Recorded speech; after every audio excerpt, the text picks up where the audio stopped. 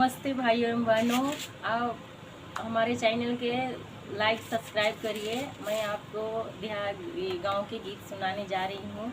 आप लाइक करिए, कमेंट करिए और जो अच्छा लगे तो कमेंट में ज़रूर लिखिए। और मैं आज सुनाने जा रही हूँ। कचरा बड़ी बेईमान हो,